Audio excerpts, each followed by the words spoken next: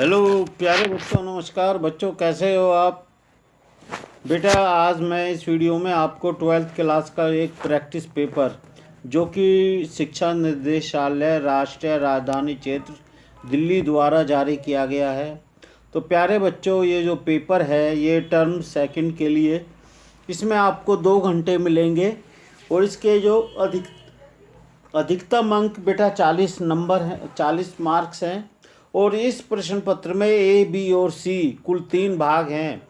भाग ए में 8 प्रश्न हैं और प्रत्येक प्रश्न 2 अंक का है। प्रत्येक प्रश्न का उत्तर आपको अधिकतम 50 शब्दों में देना है। और जबकि पार्ट बी यानी खंड ख में कुल 3 प्रश्न हैं, प्रत्येक प्रश्न 4 अंक का है।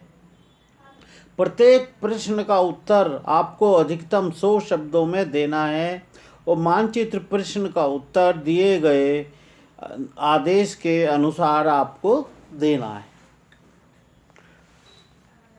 भाग सी में 6 अंक के 2 प्रश्न हैं, प्रत्येक प्रश्न का उत्तर अधिकतम 170 शब्दों में देना होता है आपको। तो पहला प्रश्न देखिए बेटा, इसमें हमें 2 चॉइस हैं।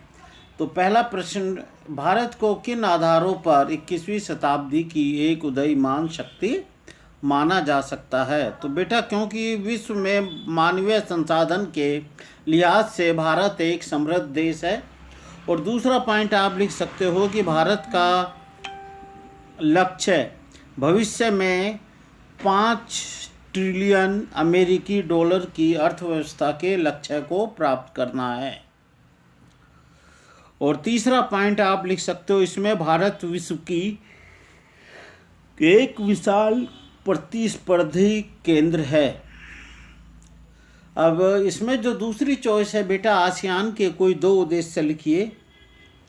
तो इसमें आप लिख सकते हो क्षेत्रीय शांति और स्थायित्व को सुनिश्चित करना, क्षेत्र के आर्थिक, सामाजिक और सांस्कृतिक सहयोग को बढ़ावा देना, कृषि उद्योग, व्यापार, आवागमन और संचार के विस्तार के लिए सक्रिय रूप से साझेदारी करना।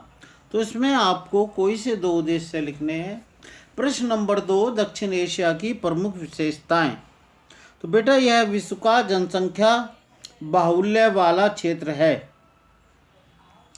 और 2, इसके क्षेत्र के देश विकासशील देश की श्रेणी में आते हैं। तो ये जो बेटा दक्षिण एशिया के जो सभी देश हैं ये स्वतंत्र हुए थे 1940 से 1950 के बीच में।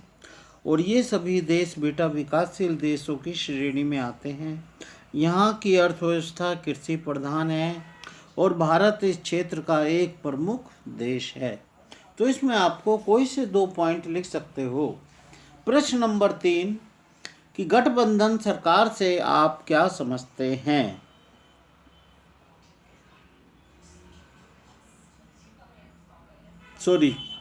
प्रश्न नंबर 3, भारत में किन मुद्दों पर विभिन्न दल आपसी सहमति दर्शाते हैं।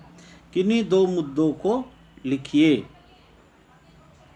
तो बेटा आर्थिक नीति पर सहमति और देश के प्रशासन के मुद्दों में प्रांतीय दलों की भूमिका की स्वीकृति। आर्थिक नीति पर सहमति और देश के प्रशासन के मुद्दों में क्षेत्रीय दलों की भूमिका की स्वीकृति। प्रश्न नंबर 4, गठबंधन सरकार से आप क्या समझते हैं। जब चुनाव के बाद किसी दल को स्पष्ट बहुमत नहीं मिलता तो 2 या 2 से अधिक सहयोगी दल, 2 या 2 से अधिक राजनीतिक दल मिलकर एक सरकार बनाते हैं। ऐसी सरकार को गठबंधन सरकार कहते हैं। प्रश्न नंबर 5, एकात्म मानववाद का दर्शन किन 3 सिद्धांतों पर आधारित है। तो जो एकात्म मानववाद का दर्शन निम्नलिखित 3 सिद्धांतों पर आधारित है। समग्रता की प्रधानता, धर्म की सर्वोच्चता और समाज की स्वायत्तता। फिर से बता रहा हूँ, समग्रता की प्रधानता, धर्म की सर्वोच्चता तथा समाज की स्वायत्तता। प्रश्न नंबर 6, भारतीय राजनीति में आपातकाल के बाद सत्ता में आई जनता पार्टी की शासन व्यवस्था पर अपने विचार व्यक्त कीजिए। तो प्यारे बच्चों, ये जो भारतीय राजनीति में आपातकाल के बाद जो जनता पार्टी सत्ता में आई थी, इनमें अनेक मुद्दों पर आपस में मतभेद थे और एक दूसरे के विचारों की स्वीकृति का अभाव था। इस कारण ये अपने अंतर्विरोधों में यह पार्टी शासन चलाने में विफल रही। प्रश्न नंबर 7, ब्रिक और ब्रिक्स में अंतर लिखिए। प्यारे बच्चों, ये जो ब्रिक्स है, इसको आरंभ में इस संगठन में केवल 4 देश थे बेटा। ब्रिटेन, ब्राज़ील, रसिया, इंडिया और चाइना। फिर से बता रहा हूँ, ब्रिक शब्द जो है ब्राज़ील, रसिया, इंडिया और चाइना से बना है।